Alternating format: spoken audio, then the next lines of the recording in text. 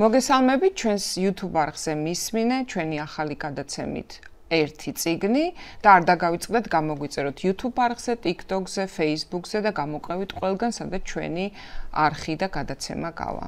ჩვენ ვისაუბრებთ ჩვენს პოდკასტში ერთ წიგნს ავარჩევთ ხოლმე მე და შენ, გავუზიარებთ ერთმანეთს შთაბეჭდილებებს და ჩვენს მაყურებელს, ბუნებრივია.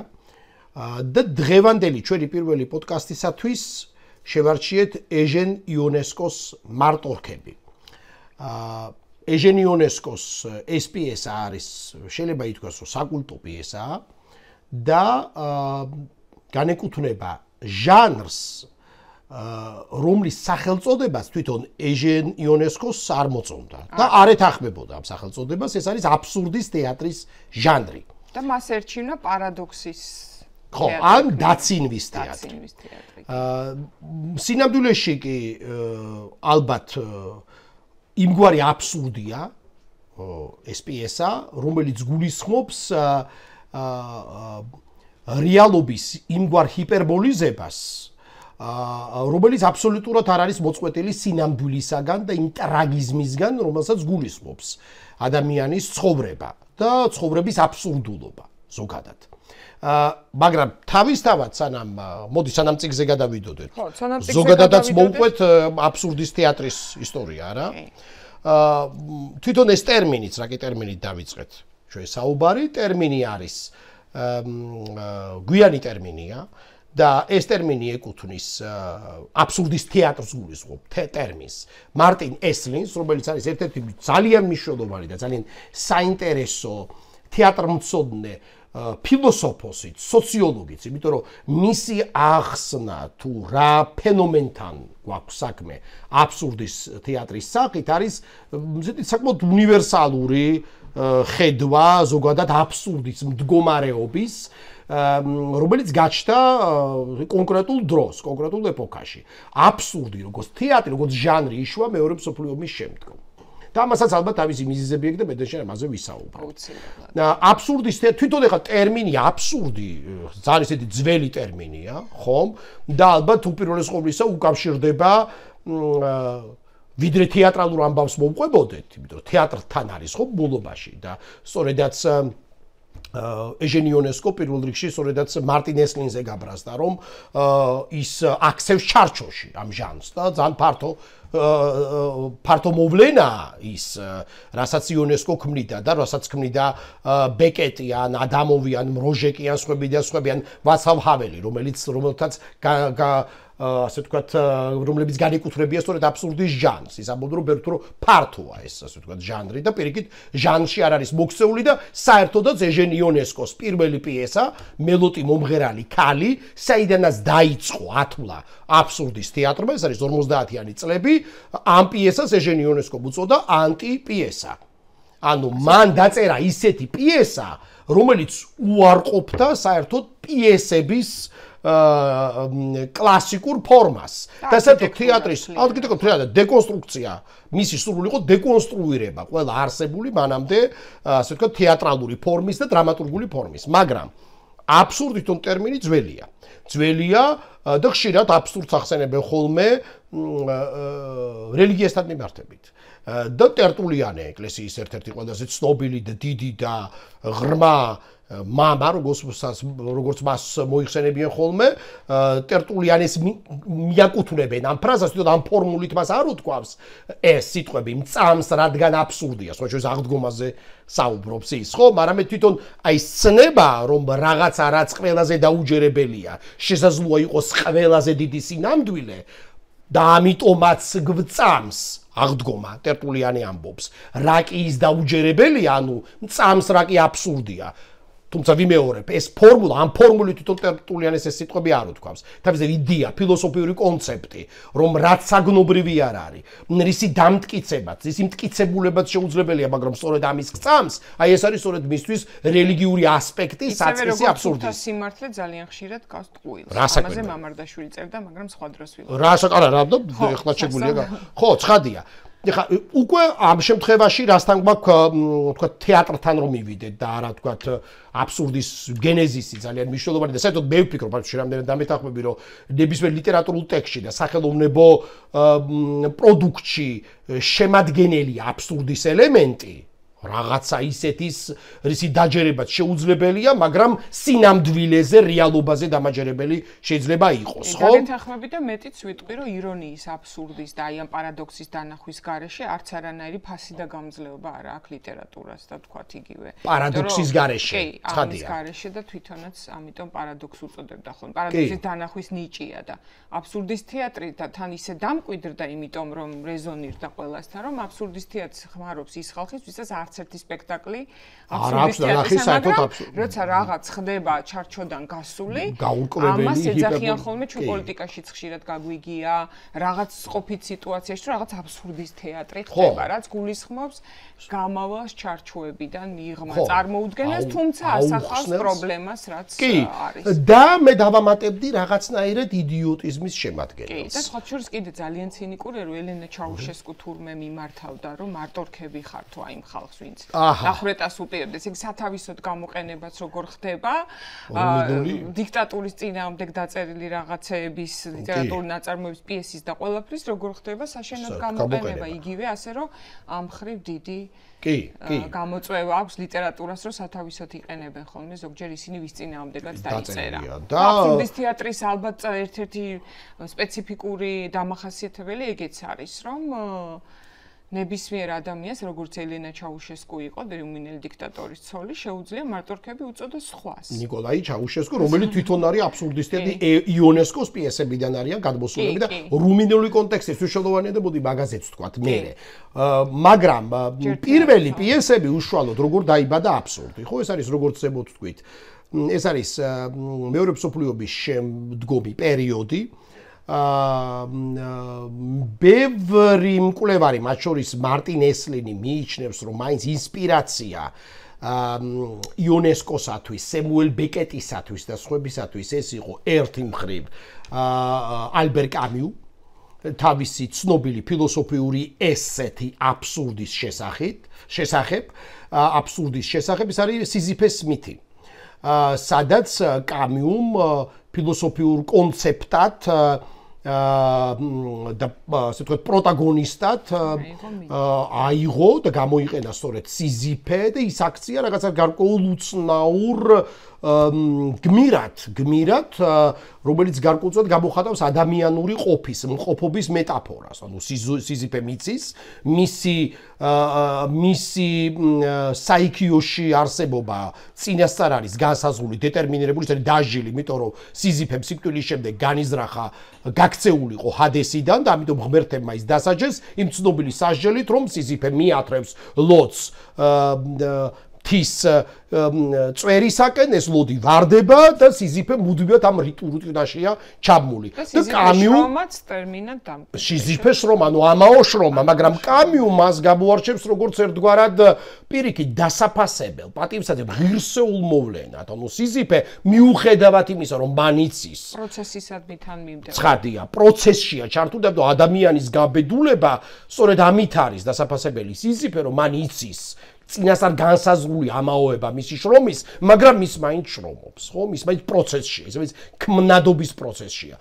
შესაძლოა იქცეს ინსპირაციად ჩავთვალოთ, რომ აბსურდისტებისათვის, მოდი ეს ტერმინიც გამოვიყენოთ, კამიუ, მაგრამ აქვე შეგვიძლია ვახსენოთ რასაკვირველი ტრისტან ცარა, რასაკვირველი დადაისტები, სადაც სისულელის აგრესიულობის, მანიფესტატიური ეპატაჟურობის, კლოუნადის, სადაც არაფერს აზრი არ აქვს და სწორედ ამ უაზრობაში აქვს ყველაფერს აზრი. უაზრობა როგორც ფორმა, რომ უფრო ღრმად რასაკვირველია აზრი და როდესაც შემოქმედიან ხელოვანი ან არტისტი თვითონ ანიჭებს თავისი დამოკიდებულებით ობიექტს მნიშვნელობას, სახელოვნებო თუ კულტურულ თუ ასე თუ შემდეგ, მაგალითად მარსელ დუშამპი, რომელიც პისუარს ანიჭებს ხელოვნების ნიმუშის მნიშვნელობას, ხო?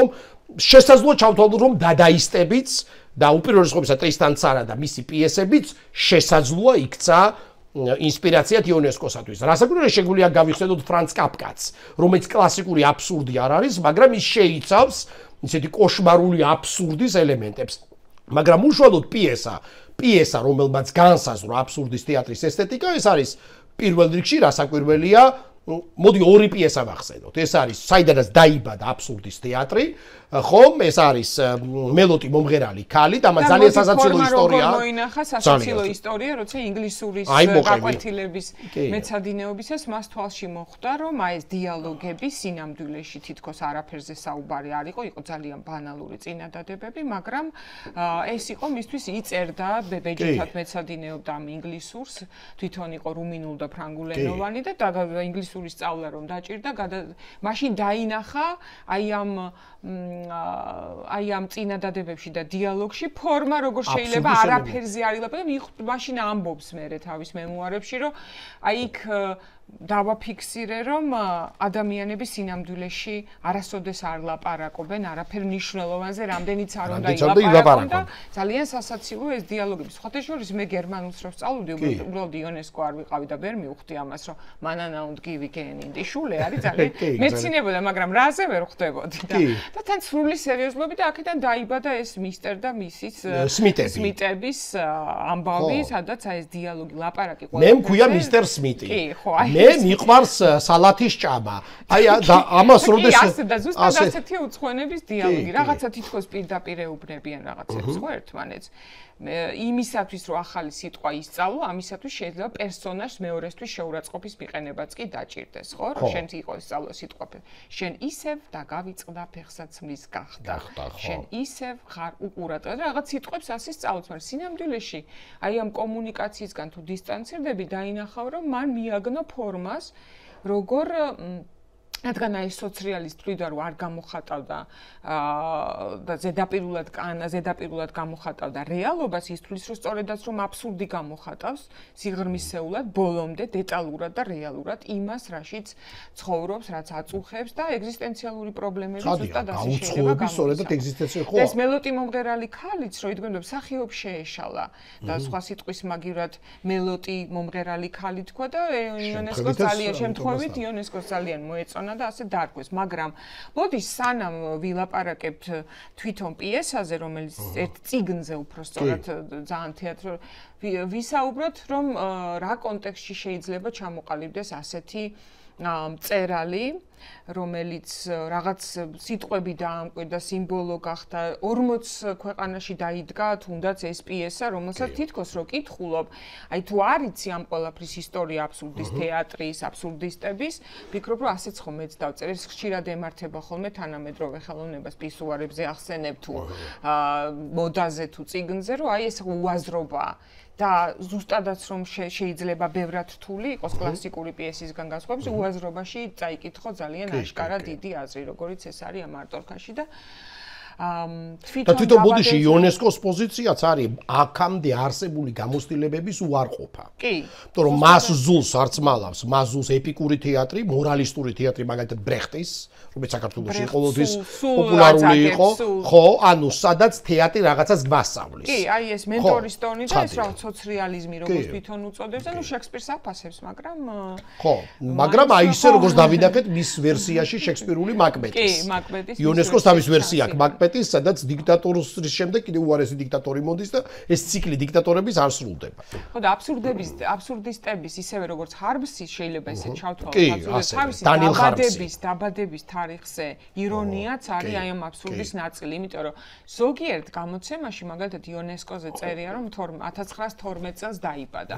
სინამდვილეში დაიბადა 1909 წელს, მაგრამ რადგან რუმინული ახალი ტალღის ინტელექტუალების და წერლების სიაშიც შედარებით ახალგაზრდა თუნდოდა ყოფილიყო, თვითონ აი ესე გადაწყვიტა, რომ 1912-ია მისი დაბადების წელი და არა 9. სინამდვილეში დაიბადა 9-ში, რუმინეთში, სლატინაში და ასევე მუდმივად მისი მემუარისტები მალავდნენ, რომ დედა ყავდა ებრაელი და არა ფრანგი, ანუ მოიხსენიებოდა რუმინელი მამით და ფრანგი დედა. ეს რატოა მნიშვნელოვანი? იმიტომ რომ ყველა მწერლის, არ ვიცი შე როგორც მწერალი დამეთანხმები თუ არა, მაგრამ დედასთან და მამასთან ურთიერთობა არის შემოქმედების საძირკველი, ასე ვთქვათ, რაზეც უნდა დაშენდეს მთელი მისი სამწერლო და საყოფაცხოვრებო გამოცდილება.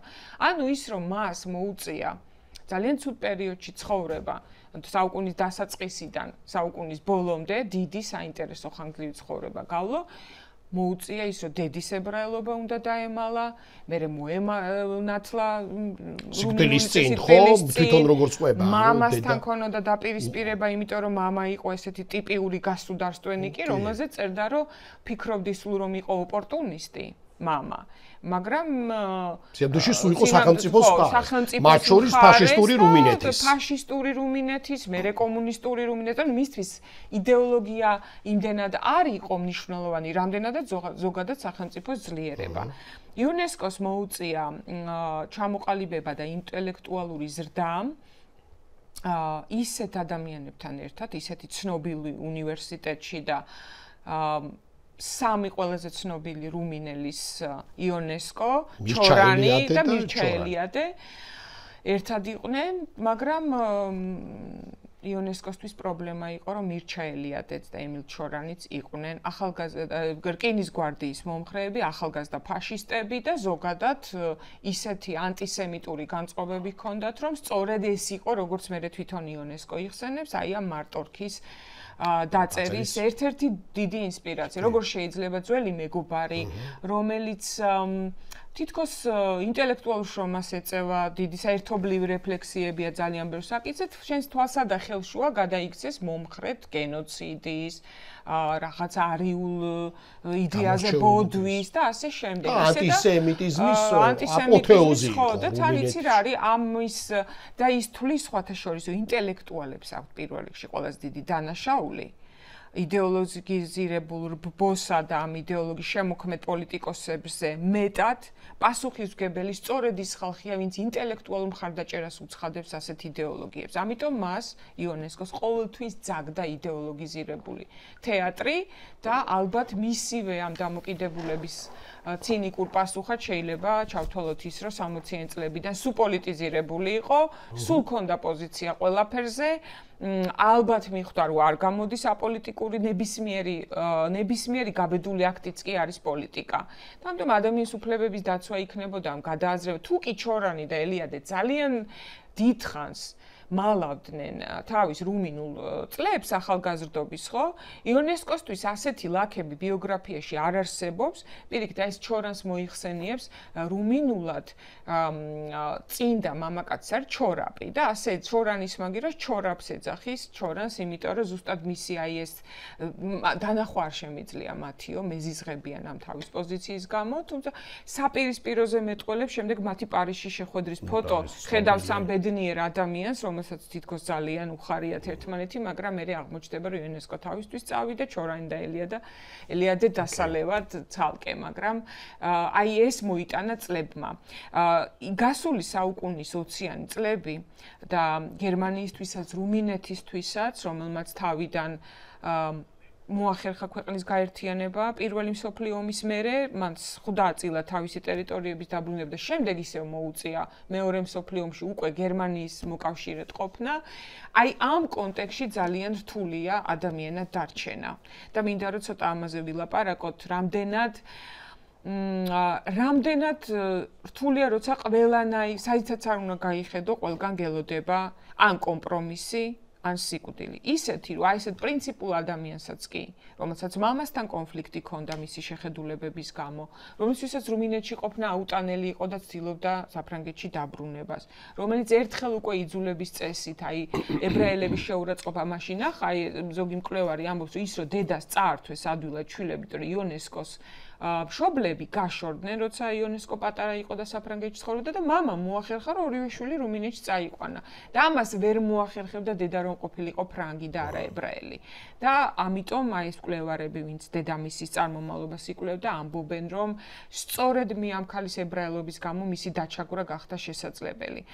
და აი ამ სიტუაციაში გაზრდილ ადამიანს, რომელსაც ყველასთან კონფლიქტი ჰქონდა, ბოლოს მაინც თვითონ თავისი ცხოვრების საკმაოდ მოწიფულ ასაკში მოუწია გადასარჩენად ვიშის მთავრობასთან კოლაბორაცია, დიპლომატიური სამსახური, წერილების წერა და რაც თავარია ყველაზე მეტად ალბათ თვითონ რისიც ხვენოდა აი ამ პრესის თარგმნა და ასე ვთქვათ ენის მიტანა რუმინული მთავრობისთვის საფრანგეთში რა იწერებოდა მიუხედავად იმისა, რომ მარსელშიც მიდიოდა ხოლმე და ხვდებოდა წინააღმდეგობის მოძრაობას, იმიტომ რომ ალბათ ის იყო მისი სულიერი მდგომარეობა და თუ კი ვინმე მეწოდება ხოლმე გასული საუკუნის 20-იანი წლების პოლიტიკურ, საზოგადოებრივ და კულტურულ ცხოვრებაში, ეს არის ხალხი, რომელსაც უკომპრომისობა უჯდებოდა ან სიკვდილად, ან უდიდეს გმირობად, ან ყველაფერზე უარის თქმად. ამას რა თქმა უნდა ვერ ახერხებდნენ ვერც მირჩა ელიადე და ჩორანი და იონესკო კი არა, ძალიან ბევრი ისეთი მწერალი ვიცით და ფილოსოფოსი, რომელიც აყვაი ამ რაღაც ფაშისტურ ტალღას, რომ წიგზეც ვერ იტყვევს კულტჰამსუნი და მარტინ ჰაიდეგერი მაგალითად ვერ წიგნზე იტყვი უარს, მაგრამ თან ხვდები, რომ რამდენად მნიშვნელოვანია თავისუფლება და დემოკრატია იმისთვის, რომ წერალს ბიოგრაფია არ ქონდეს მისაჩქმალი. ხო, ცხადია. და მე მგონი თან მაინც იონესკოს შემთხვევაში უბრალოდ მას გამოუვალი მდგომარეობაც ჰქონდა. ხო, ამას ვამბობ, ეს მისი სურვილი არ იყო. იგივე მირჩა ელიადესგან 30-იანი წლების რუმინეთის კონტექსტი თუ იგივე ჩორანიც შეიძლება, რომლებსაც უბრალოდ იდეოლოგიური გარკვეული რწმენაც შეიძლება ჰქონოდათ უპირატესობის განცდის. ნუ პრინციპში დიდი სინანული. თუმცა არც ერთმა არ აღიარა ბოლომდე ცხენოდა და მალამდე. რაღაც ჯილდოებზე ჩორანი ამბობენ, რომ უარსაც ამბობდა იმის გამო, რომ ვინმეს რამე კითხვა არ დაესვა, რაღაც არ წამოეძახებინათ, ეს მუდმივი აჩრდილი. ამიტომ ძალიან მნიშვნელოვანია, რომ მწერალმა შეძლოს. ადვილი ახლა ამაზე ლაპარაკი, თუმცა რომ ვკითხულობთ მათ ბიოგრაფიებს იგივე იონესკოზე ვხედავთ, რომ არ აქვს სხვა გამოსვლა. მაშინ კვდება რუმინეთში. მაშინ მას სიკვდილით ჯჯიან.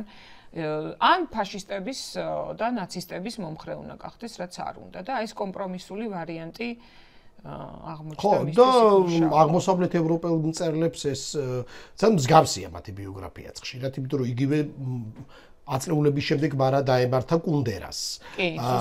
და არა მხოლოდ მწერლებს, ხო? იშვან საბოს მაგალითად. იშვან საბო, რომელიც საერთოდაც ეჭვები გაჩნდა, რომ სპეცსამსახურებთან თანამშრომლობდა, როგორც აგენტი და არა მხოლოდ, ხო?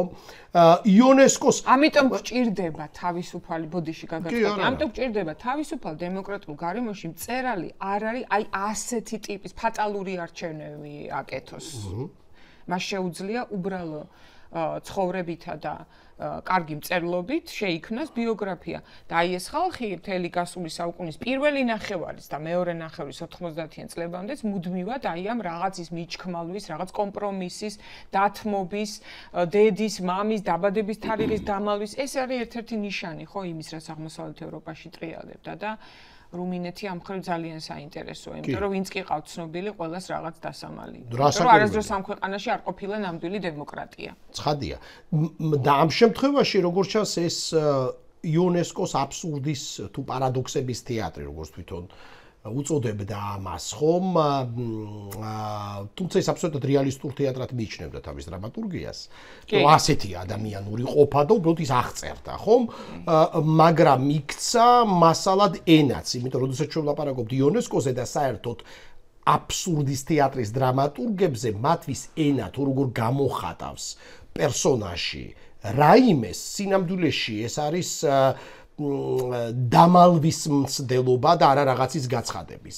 ადამიანები ბევრს ლაპარაკობენ იონესკოს პიესებში იმისათვის, რომ დამალონ სინამდვილეში სათქმელი.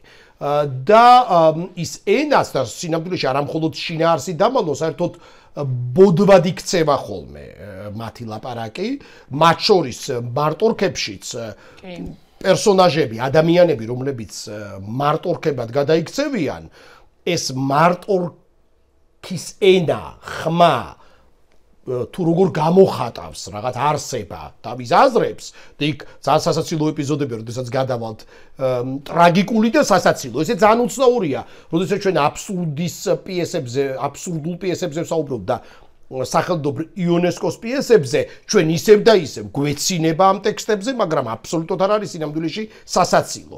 აი ეს სასაცილოობა არის საბურველი. სწორედ აქ იგებს ადამიანი, რომ სასაცილო არ ნიშნავს არასერიოზულს. ცხადია, პირიქით. შეიძლება იყოს ძალიან დიდი ტრაგედიის და შემზარავების ნიშანი. და სიამოვნებაში იონესკო ტრაგედიებს წერს. რა გაცინებთ, ყოველთვის რელევანტური კითხვა არ არის. შეიძლება შემზარავობა გაცინებდეს. და სოჭოის აქვე გავიხსენებდი, როდესაც პირველი პიესა დაიდგა ეს არის კუთხის თეატრი, სენ-მიშელის ბულვარზე არის. ახლაც სოჭის ყოველდღიურად იმართება იუნესკოს პირველი 2 პიესის წარმოდგენა. ყოველდღიურად, ყოველ საღამოს არის, რაღაცას დაიკეტა ეს თეატრი, შემდეგ აღადგინეს ეს თეატრი, ზუსტად იმ დადგმით, რომელიც 50-იან წლებში იყო ცნობილი დადგმა და პრინციპში ეს არის რეკონსტრუირებული სპექტაკლი, ეს არის 2 პიესა, მელოდი მომღერალი ქალი და გაკვეთილი.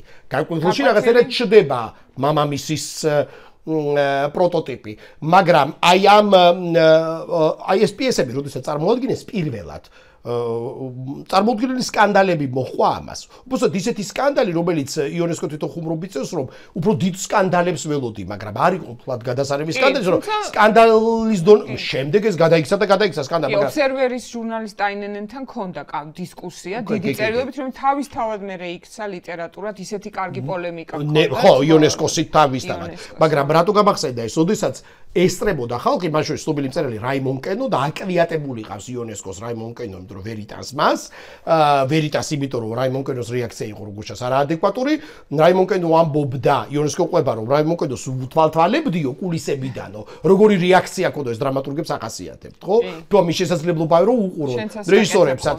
ნუ ცოტა გამხელი ვიჯობს, მეც გამომიჭიტავს ხოლმე ზოგჯერ, ასე ვთქვათ, კულისებიდან და სადღაც როგორ უყურებენ მაყურებელები რაღაც ეპიზოდებს და სხვადასხვა ზან უცნაური შეგრძნება. რამდენ დაემთხება შენი ემოცია, მაყურებლის ემოციას, ხო? და იუნესკო უყურებდა როგორც რაიმონ კენოს, რაიმონ კენო მთელი სპექტაკლის განმავლობაში იცინოდა, მაგრამ შემდეგ რეცენზია დაწერა ძალიან კრიტიკული. საშინლად კრიტიკული, ეს არის გაურკვეველი რაღაცა, პიესაც არ არის, ბოდავენ და არა და ბოდვა ინსტრუმენტია. იუნესკო მე იმ პიესასაც დაწერს, რომელსაც გენიალურ პიესას, რომელსაც დაარქვეს ორთა ბოდვას, სწორედაც ორთა მამაკაცისა და ქალის სოლქმრის ისტორია, რომელთა ურთიერთობაც იმდენშენი ბოდვით ახსავსე. ორი ადამიანი მთელ ცხოვრებას გაატარებს ერთად, ისე რომ არ იცნობენ. ეს ელემენტები ჩანს მათ შორის მელოდ მომღერალ ქალშიც. გახსოვს მატარების კუპეში რომ წყვილები საუბრობდნენ, ბოლოს აღმოჩენილ თურმე სოლქმარი ელაპარაკება ერთმანეთს. ხო და რაიმონ კენოს რომ ვკითხეო რომ კი, მაგრამ თქვენ ხომ იცინოდით ამ პიესაზე და ხო, მაგრამ ეს ხომ არასერიოზული სიცილი იყო. ასეთი პასუხი გამცაო. თავისთავად უკვე იუნესკოს პერსონაჟის პასუხი. ამიტომაც არის რაიმონ კენო და ეჟენ იუნესკო, ხო, ესე შეგვიძლია ვთქვა, რაც თავია თუ კიდევ გავითვალისწინებთ, რომ ჩემი საყვარელ ბიოლოგიას თუ მიმართავთ, რომ ნებისმიერი იდეოლოგიზირებული ან სექტანტური წარმოდგენები სინამდვილეში არის რაღაც ბოდვით სისტემაში საკუთარი თავის შეყვანა, ბოდვა არ არის ხელწამოსაკრავი და ამის ლიტერატურიზება ხო საერთოდ დიდი მადლია და ეს ბოდვა რომელიც ხდება მხილებაც მათ შორის იარაღი. რა თქმა უნდა. ტოტალიტარიზმი ძალიან ეშინი. ამიტომ შემთხვევით მოდი ესეც ვახსენოთ, რომ აბსურდის თეატრი აკრძალული იყო საბჭოთა კავშირში. საბჭოთა კავშირში იუნესკო აკრძალული იყო. 90-იან წლებამდე იუნესკო არის. აბსოლუტურად. გვიან გაიცნო და გარდა თეატრისა კიდევ იმიტომ რომ იუნესკო შემდეგ უკვე ძალიან დიდი ბრაზით და გულის ტკივილით ხო ამბობდა რომ ესე იგი ნაციზმის და ფაშიზმის დამთავრების მერე კომუნიზმი მისთვის პრობლემა იყო და თუ ასე არ თვლიდნენ მაგალითად სარტრი და სხვა ფილოსოფოსები, ინტელექტუალები, აი ამას უზიზღით ამბობდა რომ რაც იქნება ტრენდი არ იყო მაშინ სიტყვა და ამიტომ ტენდენციას ალბათ რომ რაც იქნება ტენდენცია იმას მიყვება ინტელექტუალი და ესეც არის მარტორქების ინსპირაცია იმიტომ რომ ის თulis რომ უმრავლესობა როდესაც მიისწრაფის რომ რაღაც ერთ ტენდენციას მიყვეს და ისე იარზომს აი აქ ხდება გამარტორქება ანუ მთელი ცხოვრების მანძილზე ის უყურებდა როგორ გადაიწყებს ერთი რაღაც ბოდვას და შემდეგ დანარჩენები როგორ მრავლდება ეს ბოდვა და როგორ შეიძლება რომ მარტორქად გადაქცევაც კი გახდეს რაღაცა ჩვეულებრივი ამბავი და დაიწყო მე აი მარტორქი ყველაზე ძალიან და არაჩვეულებრივი იყო სწორედ ადამიანად დარჩენა. ხო და აი ამ შემთხვევაში ძალიან საინტერესოა კაფკას და იუნესკოს შედარება, იმიტომ რომ თუ კი მასთან ერთი ადამიანი გადაიქცა ხოჭოდ შემზარავ ხოჭო და დანარჩენი ყველა ის ერთი დარჩა დანარჩენი ნორმალურის ასე ვთქვა წინააღმდეგ, აქ ამ შემთხვევაში ერთი დარჩა ნორმალური და ამის გამო გამარგინალდა და დანარჩენები გადაიქცნენ მარტორქებად. ეს არის ფუნდამენტური განსხვავება ამ ორ გადაქცევას შორის და თან გარდა იმისა, რომ იქ ზოგჯერ აი მაგალითად ზურაბ კაკაბაძე მეტამორფოზად თარგმნა ეს მეტამორფოზა კაფკას მოთხრობა კაფკას ფერვანდლუნგ თარგმნა როგორც მეტამორფოზა, რაც ნეიტრალური სიტყვა, არც გარდასახვას ნიშნავს და არც როგორც იუნესკოს აქვს აი ამ რინო მუტაციას არ ნიშნავს. ეს ანუ მუტაცია უკვე შეცდომას ნიშნავს ბიოლოგიაში და თქვათ ადამიანის მარტორქად გადაქცევა ნიშნავს რომ ამე კი არ გაიაზრა და მეტამორფოზა კი არ გაიარა, გაველურდა. გასქელკანიანდა, რქა ამოუვიდა შუბლზე და უკვე ხეცად იქცა. და რაც თავარია, ყველაზე ჩემი საყვარელი პიესაზე რომ გადავიდეთ უკვე და ვილაპარაკოთ, ჩემი საყვარელი მომენტი სულ არის და მეცინება, ოღონდ მე ვთვლი რომ ეს სიცილი არის ზუსტად ხარისხიანობის მაჩვენებელი, როცა დიდი შემართებით განიხილავენ ხოლმე და მაგონებს ძალიან ბევრ რაღაცას, ეს მარტორქები აფრიკულია თუ აზიურია. აი მათი აფრიკულობაზე და აზიურობაზე ლაპარაკი რასიზმი ხომ არ იქნება. რა არის მარტორქაში კარგი, როგორი რქები აქვს და საერთოდ აი ეს ლოგიკოსი რო ყავთ პერსონაჟი, როცა იწყება ამის რამდენად შეიძლება იყოს ყოველას თავის სიმართლე რო აქვს, აი ეს მარტორქად ყოფნა რამდენად მნიშვნელოვანი შეიძლება იყოს და მეორე ხარისხოვანი თემები როგორ ხდება პირველ ხარისხოვანი. ანუ შენ არ იმჩნევ რომ მთელი ქალაქში და დაქრიან და დაშლიგინებენ მარტორქები, მაგრამ მსჯელობ ამ მარტორქების, ასე ვთქვათ, სხვადასხვა გვარობაზე, ხო? იმიტომ რომ პრობლემაზე არ ილაპარაკო და მეორე ხარისხოვანს და პირველ ხარისხოვანს ვერ არჩევდე. ამას ვხედავთ აქ ძალიან ხშირად აქვს იუნესკოს ზუსტად ეს პიესაში, რომ და ბერანჟე ერთ-ერთი მთავარი გმირი ვთქვათ, რომ არის მისი ალტერ ეგო. და ის არის ხოლმე ბერანჟეთან მოგზაური გმირია იუნესკოს პიესებში, იმიტომ რომ სხვადასხვა პიესაში კვდება ეს. პიესაშია კი და წინა პიესაში კვდარი, აქ უკვე აქ და კიდევ ძალიან სადაო იყო ხოლმე ბერანჟე არის პერსონაჟი, რომელიც არ მოინდომებს მარტორქად გადაქცევას, მაგრამ აი შენი აზრიც მაინტერესებდა ამაზე. არ მოინდომებს თუ არ შეუძლია, იმიტომ რომ იქ ტექსტში არის ჩვენ ხედავთ, რომ მე არ შემიძლია, არ შეძლება ვერ გადაქცევა მარტორქად, შეიძლება ადამიანს უბრალოდ არ შეუძლია იყოს სისტემის ნაწილი, ჭანჭიკი, მომხრე, ვერ იმუშავებს აიხმანად, ხო? ვერ იქნება მარტორქა, ვერ ისქელებს იმ კანსიზე. თუ ეს არის ინტელექტუალური და პრინციპული გადაწყვეტილება, რომ აი მე არ გავხდები მარტორქა. იცი რა არის? აი შენ ეს სიტყვა უკვე ახსენე. მე ვფიქრობ, რომ ბერანჟეს პოზიცია ეს არის სწორედ ინტელექტუალური. ანუ მას არ შეუძლია სააზროვნო პროცესზე უარის თქმა, უბრალოდ არ შეუძლია. მარტორქა არ არის, ხო ის ადამიანები, რომლებიც მთელი პიესის განმავლობაში ყველა გამარტორქდება მის გარშემო. ეს გამარტორქება არის აზროვნების გაბრტყელება. ანუ ადამიანები აღარ აზროვნებენ. ბერანჟეს ბოლო სიტყვებიც ჰეროიკული, არა იუნესკოსეული, რომ მე ვიქნები ბოლო ადამიანი. მე ვიქნები ბოლო ადამიანი. ეს არის, ანუ ეს არის კოგიტო ერგო სუმ. ანუ მე მანამ ვიქნები ადამიანი გიდრები აზროვნებ. შემეძლოს თქვენსავით. ხო, არ შეუძლია. ფიქრზე უარი ცხოვრება შეძლების საკითხია. ხო, და არ შეუძლია. ხო, გადაწყვეტო რომ აღარ აზროვნებ, ეს არ გამოგივა, იმიტომ რომ უკვე ეს პროცესი ეს შენობაზე არ არის. ხო, იმიტომ რომ ის ვერ ვაცლავ ჰაველის ტერმინია, ხო, აბსურდისტანი, რომელიც მან უწოდა საბჭოთა კავშირს და ზოგადად ტოტალიტარულ სისტემას, სადაც აზროვნება ხდება ტოტალიტარული. ბერანჟე ამ ტოტალიტარულ სააზროვნო ზედაპირულობაში, სადაც ადამიანები უარს აცხადებენ გონზე და რაციოზე და უბრალოდ ინსტინქტები, ჯოგური ინსტინქტებით მოქმედებენ, ხომ? და სადაც კარგავენ სულს, შეიძლება ასე ითქვას, ხო, რაღაც ისეთ ელემენტს, რომელიც განაპირობებს მათ ინდივიდუალიზმს და ინდივიდუალურ მორალურ პოზიციას ყველაფრის მიმართ, ხო? აი ამ აბსურდისტანის ლოგიკას როგორც თამაშის წესს ვერ იღებს ბერანჟე. ანუ აბსურდია, მისთვის აბსურდია ის სამყარო და საერთოდ ტოტალიტარიზმის ბედურებაც ბერანჟეებისთვის ხო ამას გულისხმობს ამ ტრაგიზმის მატარებელია რომ ტოტალიტარიზმია თავად აბსურდული. ხშირ შემთხვევაში, რასაც ავტოკრატია, დიქტატურა გვიწყობს ჩვენ ადამიანებს, პირველადი ჩვენი შოკი რა არის, ხომ ეს არ შეიძლება რომ მოხდეს. ეს არ არის ნორმალური.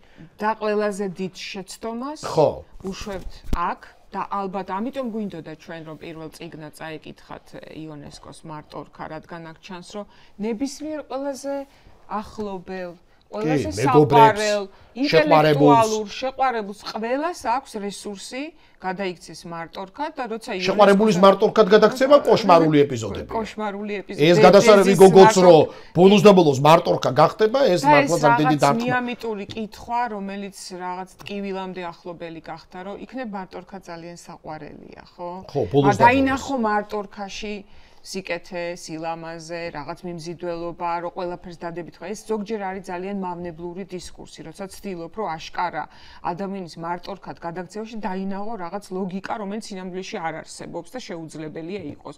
გაამართლო ბოროტება იმით, რომ ეს ადამიანში დევს. გაამართლო შუბზერქის სამოსლო და სქელი კალი იმით, რომ ეს ზოგადად პროცესებია ევოლუციის და შეიძლება ასე ხდება, ხო? და ამ ხრივაც ეს არის პიესა, რომელიც ალბათ ამიტომაც რეზონირდა ხალხთან, რომ ეს მარადიული პრობლემაა და როცა იუნესკოს მემუარებს კითხულობ, რაზე წერს, ძალიან ახლობელია გასული საუკუნის 70-იანი, 80-იანი წლები, 90 ბოლოს. კითხეს, აი რატომ წერ, ხო?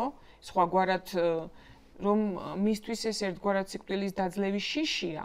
და მოძებნა თან ფორმა, ის არის ბედნიერი მწერალი, რომელმაც მოძებნა ფორმა ინგლისურის გაკვეთილი შეცდომით იქნება თუ კამიუს შთაგონებით თუ საკუთარი ნიჭიერებით თუ იმ ბილინგვალურობით, რომელშიც ცხოვრობდა, ხო? მოძებნა ფორმა, როგორ ეჩვენებინა შემზარავი რეალობა სრულ აბსურდში.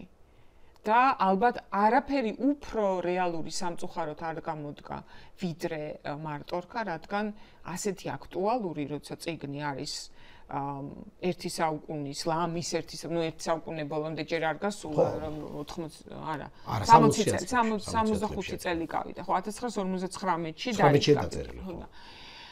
ეს ნიშნავს, რომ არის რაღაცები, რაც ჯერ ადამიანმა ვერ მოიგონა როგორ უშუალოს. მაგალითად, როგორ არ იქცეს მარტორქად დიდი ნაწილი და არ ამტკიცოს ის თუ ჩვენ გონია, რომ ჩვენი მეგობრები, ახლობლები, თანამოაზრეები ხოლ არ დაიწყებენ საპირისპირო მტკიცებას და ჩვენ ხედავთ თუ პირველ არქში არის სრული შოკი მარტორქის გამოჩენაზე, მე უკვე მარტორქა თუ არ ხარ ეს არის უკვე უცნაური და სწორედ ასე ძალიან თანმიმდევრულად ისევე როგორც ჩავჭირში კამიუსი თქვათ ვირთხა ერთია თავიდან და მე ეს არის გლობალური პრობლემა და ესეც არის ფაშიზმის ალუზია აქაც ეს თუ კი ერთი მარტორქა იყო პრობლემა მე უკვე ყველა მარტორქა იყო და ეს მხოლოდ ბერანჟე დარჩა და ერთადერთი ბოლო ადამიანი თუმცა აქაც ჩანს ალბათ იმედი ჩემი აზრით რომ სანამ ერთი ადამიანი არსებობს საღი აზრიც არსებობს და ის არ ექვემდებარება აი ამ მუტაციას, რასაც ხვები განიცდიან თქვა და იქცევიან მარტორქებად. ეს ძალიან მნიშვნელოვანია, რომ ადამიანი, რომელიც პირველ აქტში შეიძლება წარმოგვიდგება როგორც რაღაცნაირი უთავბოლო, ნასვამი, ხალ ნაბახუსებზე, მოუწესრიგებელი, თავგზააბნეული, რომ არ იმსახურებს ქალის ყურადღებას და პატივისცემას, იმიტომ რომ არ აქვს ჩამოყალიბებული ცხოვრებისეული ყოფის რუტინა და დისციპლინა, აღმოჩნდება, რომ თავის სულიერ ცხოვრებაში და ინტელექტუალურ ნაბიჯებში ყველაზე თანმიმდევრული და დისციპლინირებულია და მთავარი დისციპლინა ალბათ სულის დისციპლინაა, ხო, ყოველ შემთხვევაში ის ხალხი, რომელიც თქვათ რელიგიას და აი ამ ინტელექტუალურ სწავლებას, ლოგიკოსი მაგალითად, რაღაც ლოგიკურ ჯაჭვებს რომ ეძებს, აღმოჩნდება, რომ აი მათი დისციპლინა და მათი აზროვნების სტილი არის სინამდვილეში მოჩვენებითი და ბერანჟესნაირი ადამიანები ინარჩუნებენ აი ამ პირველად საღაზრს, რაც ასე ჭირდება სამყაროს იმისთვის, რომ ხო, ნუ პრინციპში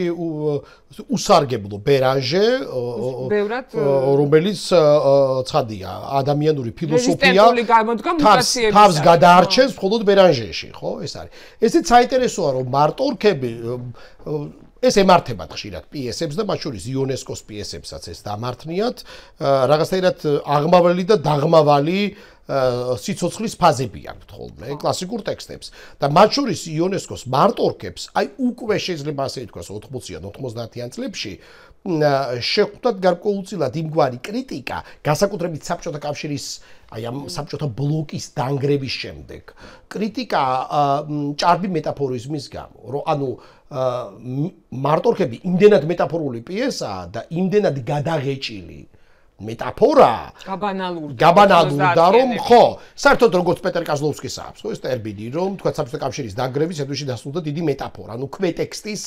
ნიშნულობა საჭირო სადაც ყველაფერი გაშიშულდა და გაცხადდა და აი იჩქარეს ნამდვილად იჩქარეს ამის თქვა მიდოდა ზუსტად იმიტომ რომ იონესკოს მარტორქები თურმე როგორი აქტუალური ყოფილა ყოველთვის ხო იონესკოს ეს შენ მისი მემუარები ახსენე ისეთი ხანდაზმული მოხუცი ადამიანის საოცარი თვითირონიით და სევდით დაწელი და წარმოუდგენელი სარკაზმითაც ხშირ შემთხვევაში როდესაც ის თავისი მოხუცი ცოლის ყოველდღიურობას აღწერს ხო როდიკასი რომელსაც უფრო დედას უწოდებს ვიდრე ცოლს სხვადასხვა ის ამბობს რომ ნობელის პრემია ბეკეტს მისცეს და მე არაო გახსოვს ეს ეპიზოდი რომ მუდმივი მისი ანტაგონისტი და ალბათ ინსპირაციის წყაროთ სემუელ ბეკეტი და ის ამბობს რომ ხო მაგრამ განა მე არ დავწერე მელოტი მომღერალი ქალი საიდანაც დაიწყო მთელი ეს ანუ საიდანაც მკითხველებმა და მაყურებლებმა ისწავლეს ასე აღქმა სამყაროსი როგორც ის აღაქმევიდა იონესკომ და აი ბეკეტი სიამბრის ნობელის პრემიასაც დასცინეს ის თავისთავად ცხადია ხო ბუნებრივია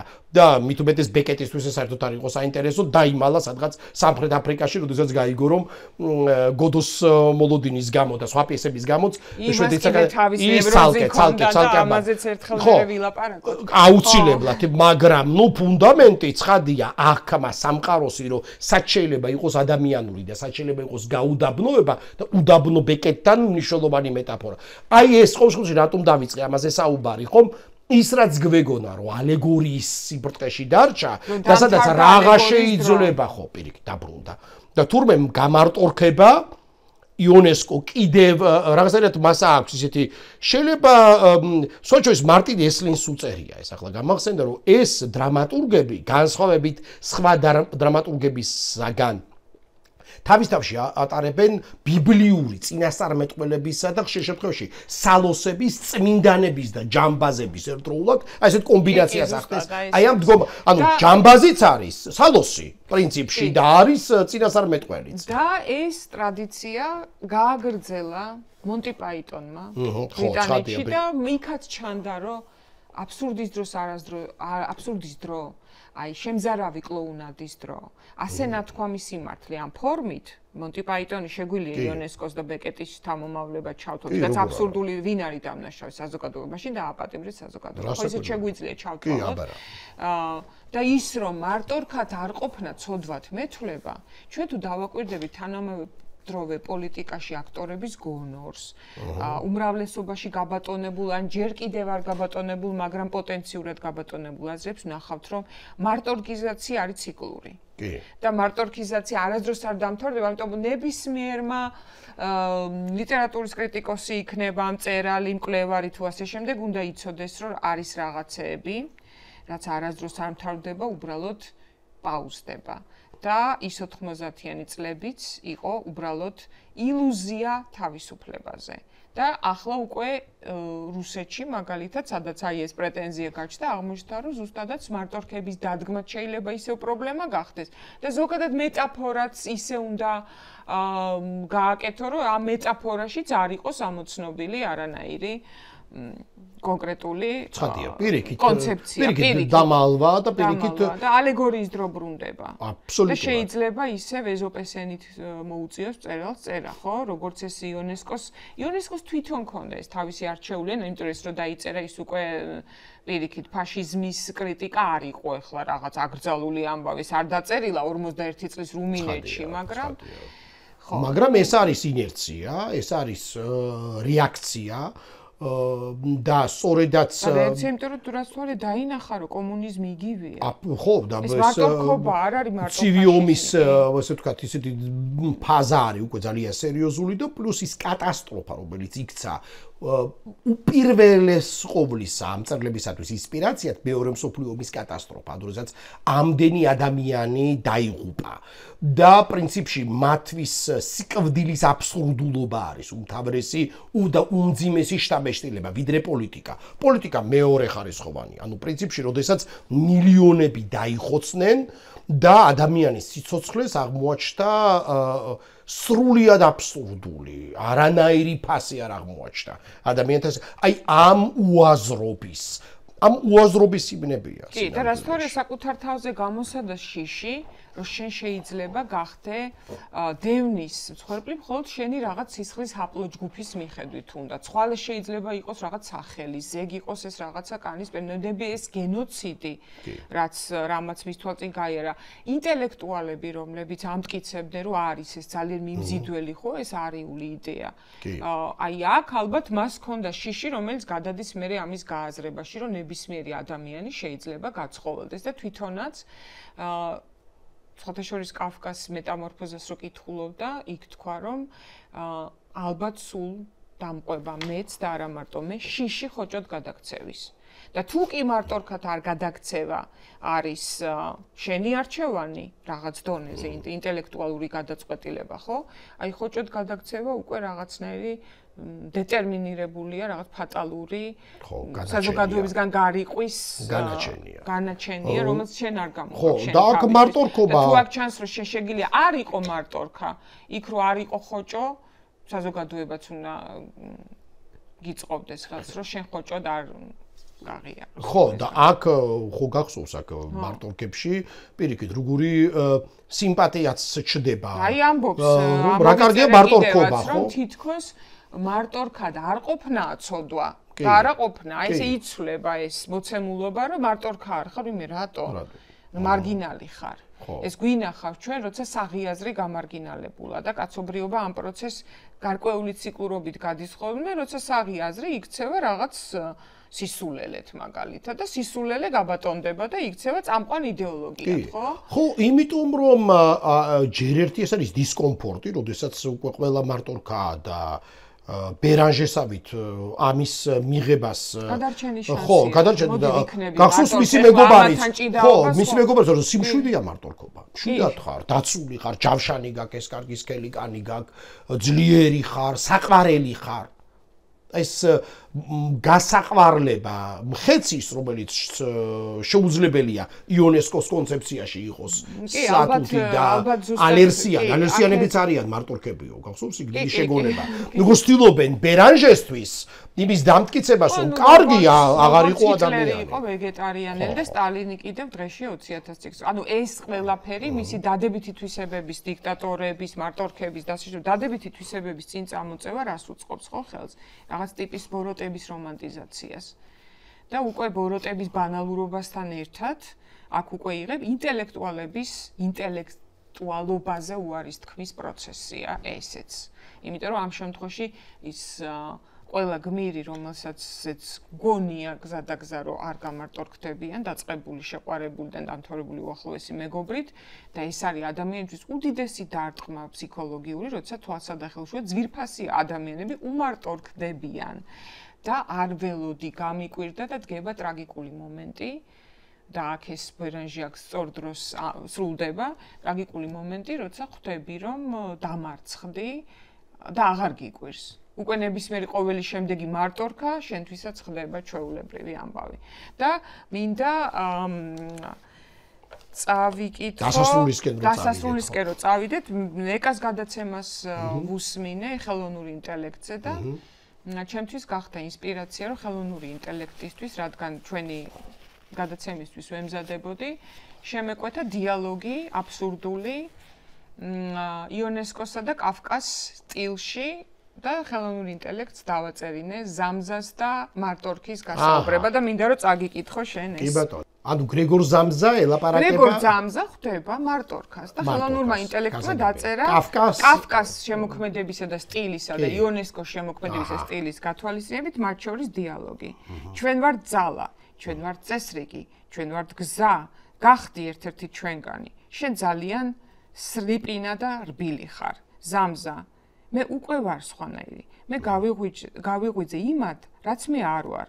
მე არ უყვარ ვარ არავის, ჩემი ეშინიათ და თქვენ როგორ გახდით თქვენინებით ასეთები? ჩვენ დავიღალეთ ვიყოთ სუსტები, ჩვენ გადავწყვიტეთ ვიძლოთ ძლიერები. მარტო თამბობს. კი, ჩვენ ავირჩიეთ რქა, ავირჩიეთ სწორი რქა, სწორი როგორც ყველა ბრძანება. ხო კარგია. გადასარევია. აი ფიქრებ რომ ეს ადამიანს არ დაუწერია. და მაინტერესებს კიდე გეშინია თუ არა რომ შესაბამისად დიალოგებს და წიგნებს ხელოვნური ინტელექტი დაწერს. იცი რა მე ის მამშვიდებს ხო ცხადია ეს აშიშია ბუნებრივია მაგრამ მე ის მამშვიდებს რომ საბოლოო ჯამში ხელოვნური ინტელექტმაც შექმნა იუნესკო და კაფკას ასე ვთქვათ. ეს იმიტომ რომ მე დავავალე. ხო შედაავალე. ასე და ანუ ინსპირაცია მაინც ადამიანურია. ანუ აქაც რაღაცა კეთილგანწყობილ მარტოს გასთან გვაქვს საქმე. მოდი ახლა იცი რა, თითო წინადადებით ვურჩიოთ ჩვენს მაყურებლებს და ჩვენ ძალიან დიდი იმედი გვაქვს რომ გამოგვიწერთ, დაგვალაიქებთ, ესეც იუნესკოსეული ფრაზა სხვათა შორის YouTube-ური გამოგვიწერეთ, ზარს ღილაკს დააჭირეთ, გამოყვევით Instagram-ზე და აი ასე, ესეც არის აქ რაღაც იუნესკური არის ამაში და იმედი მაქვს რომ ჩვენი მაყურებელი და ჩვენი მსმენელი გაგვიჩნდება, მაგრამ რატომ უნდა გქონდეს საკითხული ეს პიესა შენი აზრით? ანუ მე ჩემი აზრი ასეთია რომ მზად რომ ვიყოთ ზოგადად აი ამ ციკლებისთვის მარტორქად გარშემო მარტორქების მომრავლების ღირსეულად შესახვედრად ბერანჟეობისთვის და ქუჩაში რო გავარდა მარტორქა შეხვდება გული რო არ გაგვიწყდეს? ხო, ამის გამოცდა უფრო ბანალური მიზეზიც მაქვს უბრალოდ ეს ისეთი დრამატურგია, ისეთი მწერალია იუნესკო და ისეთ აბსოლუტურად განსხვავებულ შთაბეჭდილებას და გავლენას ახდენს იმ კითხვაზე, რომელსაც გემო უნდა გაუჩნდეს აბსურდის, იმიტომ რომ არიან, თქვათ, ადამიანები, რომლებიც ვერ კითხულობენ აბსურდს. ანუ აბსურდულობა მათ მიაჩნიათ იმად რა მნიშვნელობა ჩადეს. იუნესკოს თვითონ მოეწონებოდა, ანუ ფილოსოფიურ ელემენტს შემადგენელს ვერ ხედავენ. იუნესკოს თვითონ მოეწონებოდა, მე ძალიან იშვიათად დავდივარ თეატრში, მხოლოდ შენ სპექტაკლებზე ეს ერთგულად და კიდე ვიყავი მელოდ მომღერალ ქალზე. საერთოდ მარტორქების დადგმულია. მარტორქები ზურა გეწაძის მიერ. აუცილებლად ნახავ. მელოდ მომღერალ ქალზე ვიყავი და რომ გამოვიდე ჩამესმა და ჩავთვალე რომ იუნესკოს ალბათ როგორ მოეწონებოდა ასეთი ფინალი. რომ ერთი ქალი მეორეს ეუბნებოდა რომ ეს რა დებილობა მაჩვენე. ანუ გაუბრალდა რომ რატო წამომიყვანებოდა ესეც ალბათ. კი, და იცი რატო გამახსენდა და რა ზუსტად გაგახსენდა, იმიტომ რომ შემდეგ ერთ-ერთ პრემიერაზე ვიყავი თუმანიშვილის თეატრში, როდესაც მელოდი მომღერალი დაიდგა და როდესაც შევედი კულისებში, სადაც სხვადასხვა ადამიანები მსახიობებს ულოცავდნენ. ერთმა საკმაოდ ცნობილმა ადამიანმა, რომელიც იუნესკოს პერსონაჟული იყო, უთხრა ერთ-ერთ მსახიობს. ამ სისულელეში როგორ ითამაშე? და გამიკვირდა, იმიტომ რომ იუნესკო უკვე კლასიკაა, მაგრამ ისევ სისულელედ გამიხარდა, იმიტომ რომ იუნესკოსაც გაუხარდებოდა, რომ აი რამდენი ხნის მერე, იმიტომ რომ მას ხო ეშინოდა სასკოლო სახელმძღვანელოებში მოხვედრის, კლასიკოსად ქცევის, იმიტომ რომ ყველაფერს აკეთებდა, რომ ამის დეკონსტრუქცია მომხდარიყო და რომ ეს სისულელე დარჩა თბილისშიც ვიღაცისთვის, ეს იყო იუნესკოს გამარჯვება უთუოდ. და ეს იყო აბსურდის თეატრის ზეიმი, თავისთავად ცხადია. ჩვენთან აბსურდი, ჩვენი გაჟღენთილია ქართული რეალობა აბსურდით. აბსოლუტურად. და ენაც უწყობს არა? ცხადია. აი ეს ქართული დიალოგი რასაც იუნესკო ამბობდა, რომ ადამიანები ლაპარაკობენ, რაც შენ თქვი, რომ დამალონ თავარი სათქმელი, ზოგადად რასაც ფიქრობ, რაც არის მათი სათქმელი, აი ამის დასამალად უამრავი დიალოგი იწარმოება და ჩვენთან სხვათა შორის სერიალის წერა რო დავიწყე, მაშინ ვიფიქრე პირველად, რომ როგორ დამეძლია უხერხულობა იმისა, რომ სინამდვილეში ადამიანები ოჯახში ერთმანეთს ამდენს არ ელაპარაკებიან, რამდენიც მე მჭირდება სცენარში. ხო, ამიტომ ის კიდე უფრო დიდი აბსურდით და სისულელით უნდა გაიქცოს, ვიდრე რეალობაშია. ანუ არ ლაპარაკობენ ოჯახში ასე მუდმივად, მაგრამ ამას კინოში და სერიალში ვერ გააკეთებენ. ან თუ ლაპარაკობენ, ეს არის სივრცის ამოვსება და არა. ჩვენთან იუნესკოსთვის არის აი კარგი ნოყიერი ნიადაგი. ეს განპირობებულია იმითაც, რომ ჩვენი ენა და ჩვენი საკომუნიკაციო ფორმები თავისთავად შეიცავს აბსურდის ელემენტებს. როდესაც გვაქვს კითხვა როგორ ხარ და ხო ხარ ღირსი, ეხლა მართლა გიპასუხო როგორ ვარ. ასე რომ ურჩიოთ ჩვენს მაყურებელს მარტორქები. კი, ჩვენ ყოველ ხუთშაბათს თქვენთან ერთად გავატარებთ ხოლმე საღამოს ერთ ჩვენ საყვარელ და იმედია თქვენ საყვარელ წიგნთან ერთად.